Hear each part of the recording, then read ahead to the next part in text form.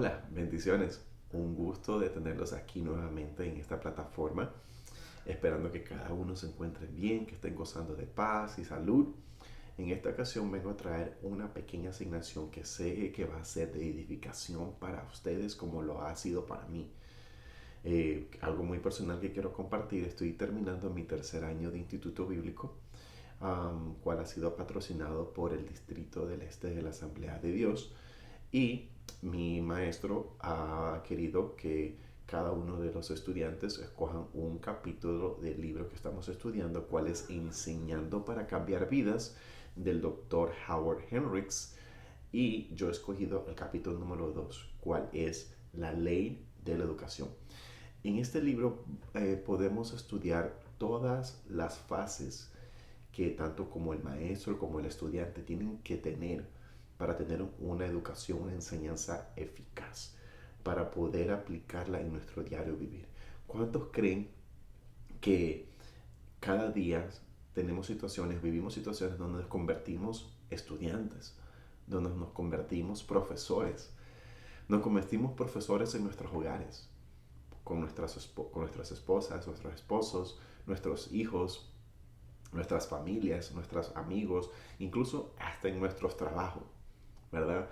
Siempre tenemos una situación donde podemos muchas veces añadir y contribuir para edificación de otros. Al mismo tiempo, ¿cuánto consideran que la educación dentro de una aula es importante e indispensable en el mundo que vivimos? ¿Verdad? Es bueno que cada persona tenga un tipo de educación para poder sobrevivir en el mundo que vivimos, que cada día está empeorando, se puede decir, ¿verdad? Y siempre inculcamos a nuestros hijos para que se esfuercen, para que logren o lleguen mucho más allá de donde muchas veces nosotros no pudimos llegar, ¿verdad? Especialmente en el ambiente que vivimos, ¿verdad? Es muy importante, ya sea para tener un mejor estilo de vida económico, para tener más tiempo con nuestras familias y así tener un estilo de vida un poco más, se puede decir, acomodado a lo que muchas veces nosotros como padres no los tuvimos, ¿verdad? Pero, ¿dónde usted cree que esos alumnos, que muchas veces fuimos nosotros mismos, dejamos ese conocimiento? ¿Cómo lo aplicamos a nuestras vidas? En lo muy personal, yo me gradué de asistente de redes para poder programar, para poder hacer muchas cosas por medio de las computadoras. Pero prácticamente eso no es lo que ejerzo en este momento. En este momento hago algo completamente diferente a lo que yo me gradué. Y eso no significa que estoy diciendo que el estudiar y prepararse y tener una educación no es importante. Por supuesto que la es. Es importante tener un título y decir que has cruzado un salón de clase, que has obtenido conocimiento para poder ejercer un tipo de profesión, un tipo de posición en una compañía o en un tipo de trabajo. Es importante. En mi personal, ah, fue algo muy diferente, ¿verdad? Porque lo que yo hacía para sobrevivir se convirtió en mi diario vivir, ahora en lo que yo amo hacer. Lo que yo hacía para poder traer un pan a mi hogar es lo que se convirtió en mi arma poderosa para poder defenderme ahora, en este momento, ¿verdad? Lo que aprendí, las personas que me rodearon, me animaron, me dieron ese empuje para yo poder motivarme lo suficiente y poder aprender lo que estaba alrededor mío. Y al mismo tiempo, el título que saqué me ayudó para poder abrirme puertas en compañías, para poder abrir puertas, es decir, ¿sabes qué? Tengo mi título, soy asistente de redes, pero domino esta otra área. Es como decir, soy mecánico, pero tengo mi título de mecánico, pero manejo también todo el ámbito de ingeniería. ¿Me entiendes? Entonces, eso fue mi experiencia personal. Muchos profesores se preocupan en darle tanta información a los alumnos, ¿verdad? Sin motivación, sin motivación.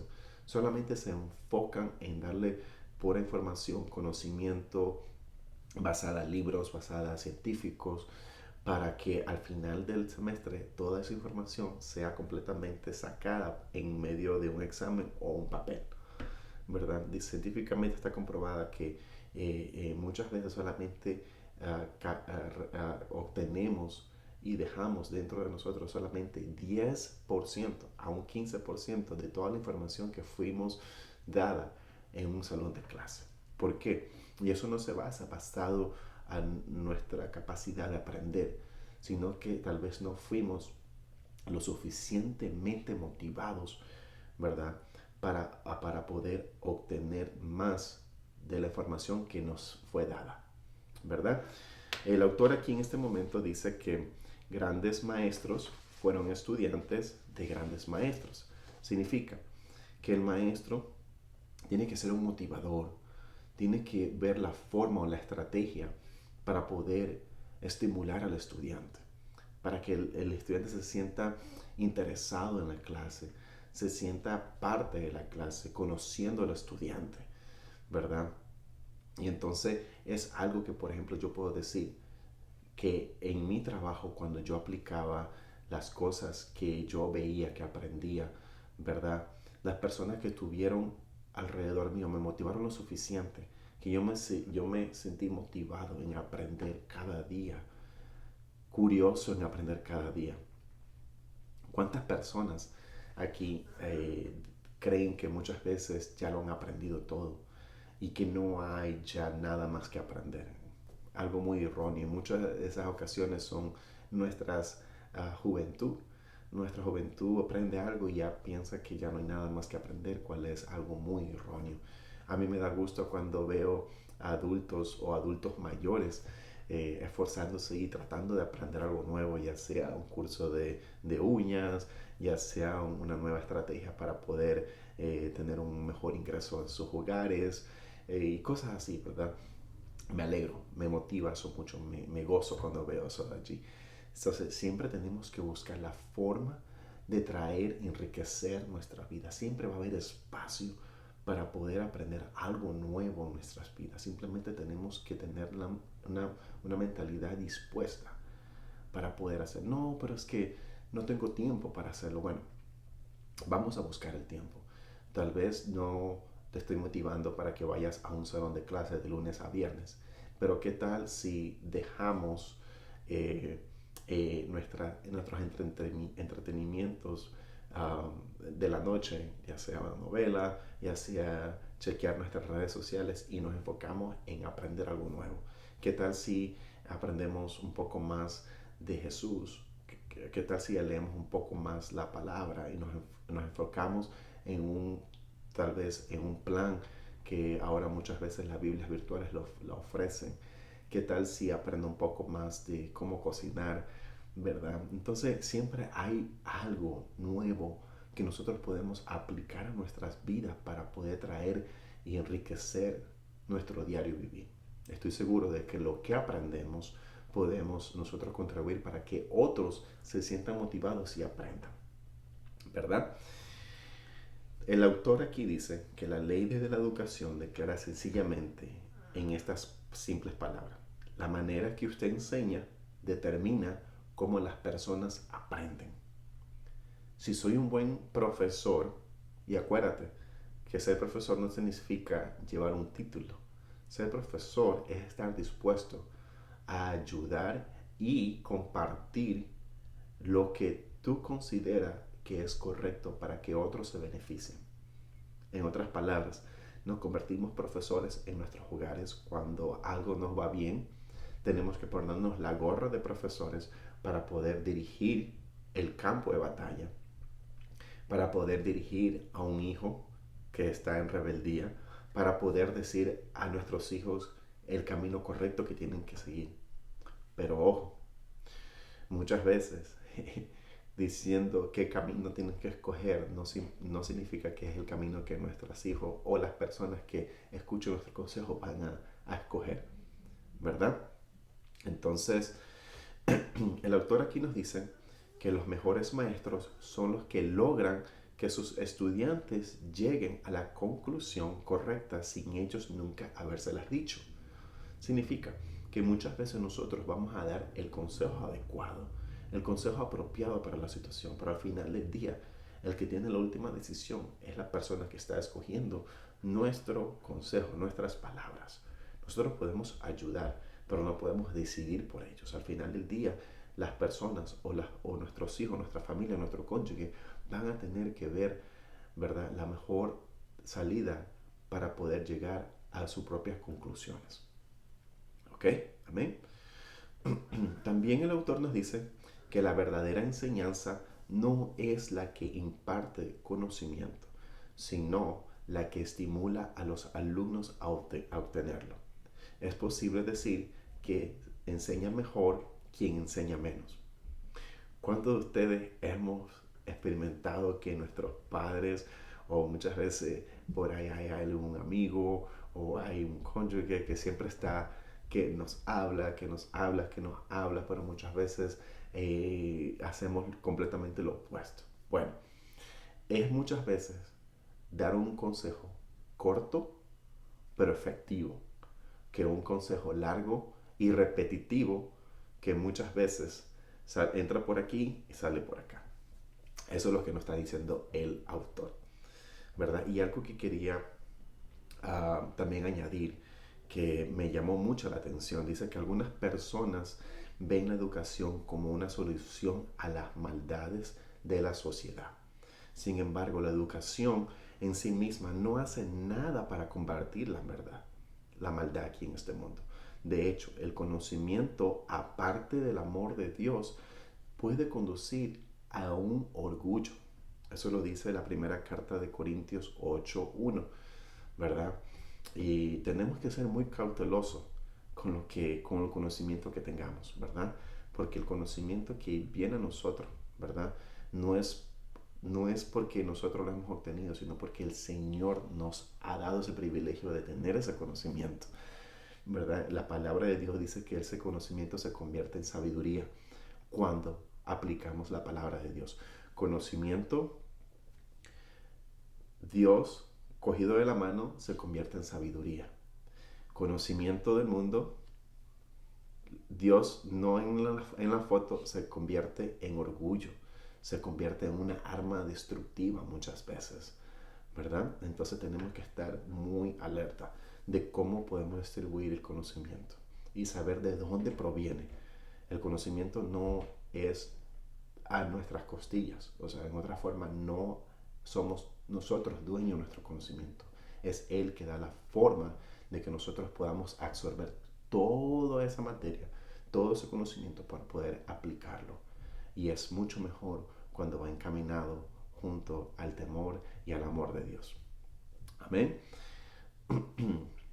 Dice el autor aquí que cuando enseño, me conformo con el hecho de dar todas las respuestas o recitar mecánicamente todas las verdades.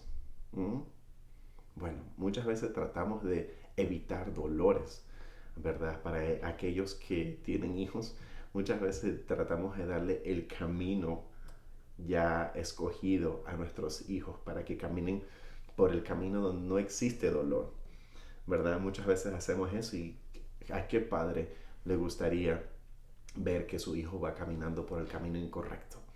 ¿Verdad? Muchas veces nosotros experimentamos ese dolor y tratamos de evitar ese dolor a nuestros hijos, pero muchas veces no funciona así, ¿verdad? Muchas veces tenemos que brindar ese consejo, pero al mismo tiempo esperar que el Señor actúe en sus vidas, ¿verdad? Para que ellos puedan entender el propósito que con que uno le está dando ese consejo, ¿verdad?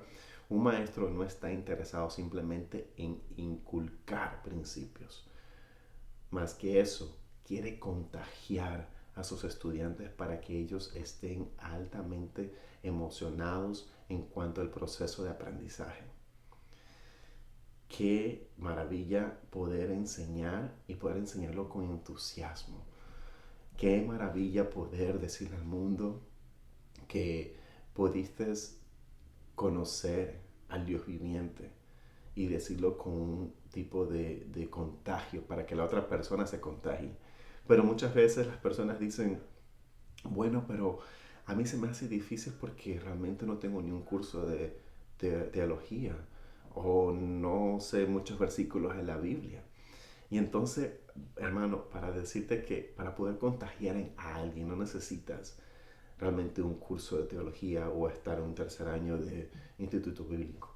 Solamente lo que tienes que hacer es decirle a la persona que quieres contagiar que Dios, que Jesús hizo en tu vida ahora nuevo que antes no lo era. Solamente tienes que decirles que antes eras borracho, ahora ya no lo eres. Que antes eras mujeriego y que ya no lo eres. Que antes eras adicto a la pornografía y que ya no lo eres. Y que hay muchas cosas malas que hacías antes que ya ahora ya quedaron atrás. Y te aseguro que ese va a ser el mejor testimonio, el mejor contagio que tú puedes darle a una persona para hacerlo traer a los pies de Cristo. Amén. En síntesis, el maestro debe entusiasmar y dirigir las autoactividades del estudiante y como norma no decirle nada, ni hacer nada para que él pueda aprender y hacerlo por sí mismo. En otras formas, muchas veces tenemos que quemarnos o dejar que las personas se quemen para experimentar ese dolor. Sí, tenemos que entusiasmarlos, tenemos que alimentarlos de conocimiento, dejarles saber qué dice la palabra de Dios, de decirle cuál es el camino correcto a seguir. Pero muchas veces tenemos que dejar que el estudiante, en este caso poniendo de ejemplo mío, ¿verdad? Dejar que nuestros hijos o dejar que nuestro cónyuge muchas veces tienen que pasar por esa calentura, por ese fuego para poder experimentar realmente un cambio. ¿Ok? Por lo tanto, lo que es importante no es lo que ustedes hacen como maestro, sino lo que los estudiantes hacen como resultado de lo que usted hace. ¿Qué significa esto? Significa que muchas veces lo importante no es aplaudirme por lo que yo digo a otra persona, por el consejo, por la, por la información que estoy brindando a la persona. ¿Cuándo me voy yo a sentir satisfecho? Me voy a estar satisfecho que mediante ese consejo pude yo cambiar una vida, pude yo encaminar a esa vida hacia una mejor perspectiva. Un padre de familia no lleva a su hijo a jugar soccer para que verlo jugar al coach, ¿verdad? Al entrenador. No, ¿verdad? El padre de familia paga para que su hijo vaya y aprenda y mediante los resultados de su hijo, ¿verdad? Poder el padre sentirse orgulloso de eso, ¿verdad? Entonces, el padre está pagando no para ver a jugar al, al coach, al entrenador, sino para ver resultados que el coach está haciendo, que ahora se está mostrando en esa criatura, en esa persona, ¿verdad? Amén. Seguimos. Hay algunos roles que nosotros como maestros o estudiantes tenemos que tener muy claro, ¿verdad? Cuando nosotros estamos con la gorrita de maestros, somos primeramente estimuladores, motivadores, entrenadores, una persona que anima y también dirige. O sea, esas son todas, ¿verdad? Las señales que nosotros tenemos que tener cuando nos hacemos maestros, cuando nos hacemos maestros en nuestros trabajos, cuando nos hacemos maestros en nuestros hogares, cuando nos hacemos maestros con el mundo secular. Tenemos que ser estimulador, motivador, entrenador, una persona que anima y también dirige. No tenemos que tener miedo en dirigir, no tenemos que tener miedo en ser motivadores, tenemos que tener todo bajo control para que así esa motivación inculquen a otros a tener una motivación de aprender, de superarse, ¿verdad?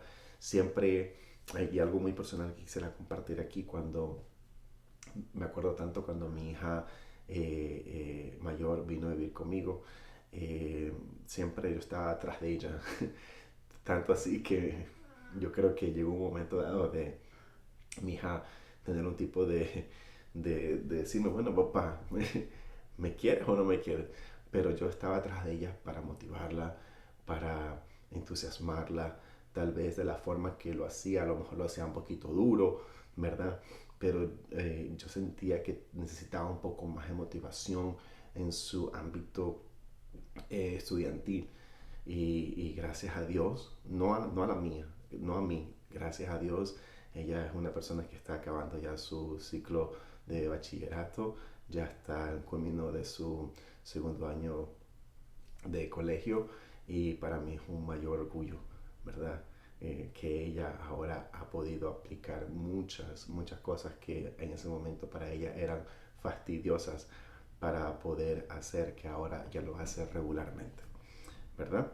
El papel como estudiante somos investigadores, descubridor y ejecutor, ¿verdad? Cuando nosotros somos estudiantes siempre tenemos que tener esa posición de buscar más información, de no satisfacernos solamente en lo que ya el profesor nos dio, sino que buscar más allá de la cuenta, tener esa chispa de saber más, de tratar de superar incluso hasta el mismo profesor, de traer preguntas donde puedes aún desafiar al profesor en medio de la clase, ¿verdad? Entonces eso hace que seamos unos estudiantes que en el futuro nos convirtamos en unos grandes maestros. Amén. Y seguimos. ¿Qué nos dice la Biblia acerca de la educación? Bueno, la Biblia tiene un sinnúmero de pasajes que nos inculcan la educación. El mismo Jesús tuvo que pasar por el proceso de edificación, de educación, ¿verdad? En Marcos 1, 16, 18 nos dice, ¿verdad? Cierto día, mientras Jesús caminaba por la orilla del mar de Galilea, vio a Simón y a su hermano Andrés que echaban la red al agua, porque vivían de la pesca. Jesús los llamó y dijo, vengan, síganme, y yo les enseñaré cómo pescar personas. Y enseguida dejaron las redes y lo siguieron. En ese momento Jesús se convirtió automáticamente en el maestro de los maestros, en diciendo, ¿quieren seguirme? Síganme y yo les enseñaré, ¿verdad? Cuando consideramos que Jesús pasó casi los 3 años de su ministerio capacitando a solo 12 hombres, él estaba lleno de multitudes le seguían y mientras más tiempo pasaba, más multitudes se incluían, ¿verdad? Pero él se enfocó prácticamente en 12 personas, cuáles fueron sus discípulos, enseñando, discipulando, contagiando, entusiasmando e impactando. Empezamos a comprender la importancia del liderazgo. Como líder, él fue el primero, ¿verdad? Ese ejemplo que podemos tener en nuestro día de vivir como líder, ¿verdad? Mucho de lo que Jesús hizo y dijo durante esos 3 años solo cobró sentido meses después o después de su partida. Y así es lo mismo que pasa en nuestras vidas.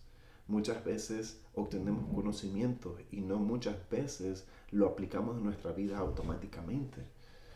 Muchas veces sembramos y ponemos semillas. Muchas veces cogen su tiempo en dar su fruto y muchas veces cogen prácticamente horas o minutos para poder ver esos frutos. Pero siempre la semilla que ponemos, la semilla que regamos va a dar su fruto. Eso lo dice la palabra de Dios, que toda palabra, ¿verdad? Y toda acción que ya ha sido empezada, Dios la terminará.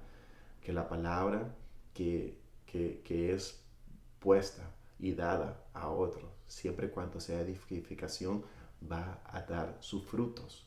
Muchas veces nos desesperamos porque no vemos frutos, ¿verdad? Pero aquí Jesús nos está dando el ejemplo de cómo muchas veces Él se encargó de motivar, de dar enseñanzas, de darle los ejemplos adecuados a sus discípulos para que por medio de esos 12 se agreguen más y más personas donde puedan llevar prácticamente no solamente unas palabras de fe, una palabra de esperanza, sino una palabra de salvación. ¿Ok? Amén. El autor nos habla que hay 4 niveles de aprendizaje. El número 1 se llama incompetencia inconsciente. es cuando muchas veces no sabemos que sabemos. ¿Entiende? ¿Verdad? Es el punto de partida del estudiante prácticamente, el nivel básico, donde todos partimos, donde todos comienzan, ¿verdad? No sabemos que sabemos, ¿verdad? El nivel número 2 se llama incompetencia consciente. Significa que ahora ya sabemos que no sabemos. Muchas ocasiones, eh, muchas personas nos dicen, nos comentan que no sabemos algo y bueno, ahí nos enteramos que no sabemos. Pero muchas veces nosotros mismos nos enteramos que no sabemos algo y ponemos acción para poder aprender o poder dominar esa área que estamos falta de conocimiento. El tercer nivel, ¿verdad? Es competencia consistente. Esta es cuando ya sabemos que no sabemos, ¿verdad? Y ponemos acción en aprender. Aquí vemos una imagen donde hay una persona ya que está decidida y convencida que conocimiento es lo que le falta para poder dominar una área en su vida, ¿verdad? Y el cuarto y último nivel es una competencia inconsistente. Significa que ya sabes lo que no sabías, ya lo haces consistentemente, pero ahora lo dominas. Tanto así que ahora el estudiante que está en el nivel número 3 aprendiendo en forma de aprendizaje ya se convirtió ahora en maestro. Ya domina tanto la rama, lo que ha estudiado, que ahora se ha convertido en un maestro y puede dar, puede sembrar y tirar semillas a otros para que de esa misma manera otros sean inspirados, ¿verdad? O se beneficien de ese conocimiento, el cual vemos en la imagen número 4, ¿verdad? Ahí vemos el profesor donde está ya impartiendo ese conocimiento a otros, ¿verdad? Seguimos. Vamos también a hablar de la atención, ¿verdad? Cual es molestosa, pero en muchas ocasiones es necesaria. Dice que es el arte de enseñar y la dificultad de aprender. Esta en lograr que las personas coloquen a sí mismas principios y dicho ciclo de aprendizaje, que descubran el punto más bajo del mismo a fin de iniciar el proceso de aprendizaje. Cuando muchas veces nosotros tenemos un examen, por ejemplo, yo en esta ocasión cuando estaba preparando esta enseñanza, tenía mucha tensión, pero esa tensión me motivó a mí a prepararme, esa tensión a mí me animó a investigar, esa tensión me animó a mí a poder traer un mejor mensaje, aún con una mejor perspectiva para poder llegar más allá de lo que solamente el libro me da. O sea, simplemente no me conformé con lo que el libro me estaba dando, sino que me fui e investigué más el tema para poder traer un mensaje con más ejemplos o un poco más de contribución, ¿verdad? La atención dice aquí que es necesaria, absolutamente indispensable para la eficacia del proceso. Es necesaria, porque es la forma donde se puede hacer recapitular o almacenar más información. El estrés hace que vayamos un poco más allá del conformismo, ¿verdad? Pero, sin duda, demasiada tensión resulta en frustración, estrés y ansiedad. Y créeme que sí, lo hay, ¿verdad? Muy poca tensión produce apatía y conformidad, ¿verdad? Y es algo que no queremos experimentar. Muchas veces nos sentimos conformes con solamente escuchar prácticamente lo que nos dicen, pero no nos damos el tiempo de investigar. Muchas personas van a sus iglesias y se conforman simplemente con el mensaje del pastor, pero no van, investigan un poco más allá de lo que fue ese mensaje, ¿verdad? No se motivan para por lo menos estudiar un poco más lo que dice la palabra de Dios. Dice la palabra de Dios que la verdad nos hace libre.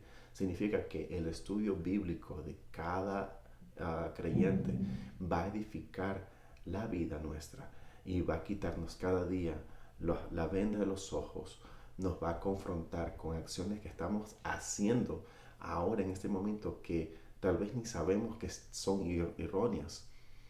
Muchas veces hacemos cosas que pensamos que están bien, pero cuando vamos a la palabra de Dios, la palabra de Dios nos confronta y nos hace conocedor de la verdad. Y eso es lo que dice la palabra de Dios, que la verdad nos hace libres. Cuando conocemos una verdad y la dejamos y esa verdad nos corrige, nos hace libre, ¿verdad? ¿Por qué? Porque ya no vamos a cometer ese mismo error, ¿verdad? Y es lo que nos dice el autor en el nivel número 1 de modo de aprendizaje, que es saber que no sabemos, ¿verdad? No saber que sabemos. Eso es lo que dice el autor, ¿verdad? La tensión es algo que el mismo Jesús experimentó. Pero, ¿cómo Jesús experimentó tensión? Bueno, vamos a ver qué nos dice Hebreos 2:10. Dice que todas las cosas existen para Dios y por la acción de Dios, que quiere que todos sus hijos tengan parte en su gloria. Por eso Dios, por medio del sufrimiento, tenía que hacer el perfecto, Jesucristo, para ser un perfecto Salvador. ¿Mm? Entonces, ¿cómo Dios permitió que Jesús sufriera? ¿Para qué? ¿Mm? Para ser el Salvador perfecto. Jesús tuvo que pasar todo lo que pasó, todo lo que muchos ya sabemos que tuvo que aguantar, humillaciones, golpes y muchas cosas más. ¿Para qué? ¿Para que sienta el sufrimiento? No, ese sufrimiento llevó a que Jesús sea el Salvador perfecto. Imagínate nosotros en este momento seguir a un Salvador que fue borracho, que fue mujeriego, que tuvo 4, 5, 6, 7 mujeres. No, ¿verdad? Entonces, por medio del sufrimiento, Dios lo hizo perfecto. Dice Hebreos 5:8, así que Cristo, a pesar de ser hijo, sufriendo, aprendió lo que es obediencia por medio del sufrimiento, por medio de ese estrés. ¿Para qué? Para poder darnos el mayor regalo de ser nuestro Salvador, ¿verdad? Y entonces, y Hebreos 5:9 nos dice que al perfeccionarse de esa manera, llegó a ser fuente de salvación eterna para todos los que lo obedecen, ¿verdad? El libro de Proverbios nos dice que toda, todo comienza con la exhortación a los hijos que escuchen a sus padres. Toda verdadera enseñanza empieza cuando los hijos atienden y toman en cuenta los consejos de los padres o viceversa también, ¿verdad? Entonces sabemos que eh, el tener conocimiento, el modo de educación es algo muy importante que tenemos que aplicar en nuestro diario vivir, ¿verdad? No nos satisfagamos con solamente con lo que ya sabemos. Siempre demos espacio para poder aprender y motivarnos a, a dar también de lo que hemos recibido. Dice la palabra de Dios que tenemos que dar lo que hemos recibido de gracia. Si hemos recibido conocimiento de gracia, ¿por qué no darlos a otros? ¿Verdad? Dar un poco de esa paz, dar de un poco más de todo lo que el Señor ha hecho en nuestras vidas, ¿verdad? Entonces espero que esta enseñanza haya sido de beneficio y edificación para ti.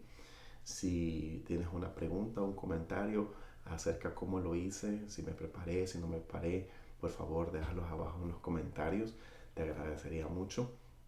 Espero verte pronto trayendo otra enseñanza que sea también edificadora. Le pido a mi Padre Celestial que te proteja, que cuide tus pasos y que cuide siempre tu corazón, ¿verdad? Espero verte en la próxima. Dios te bendiga. Gracias. Bye bye.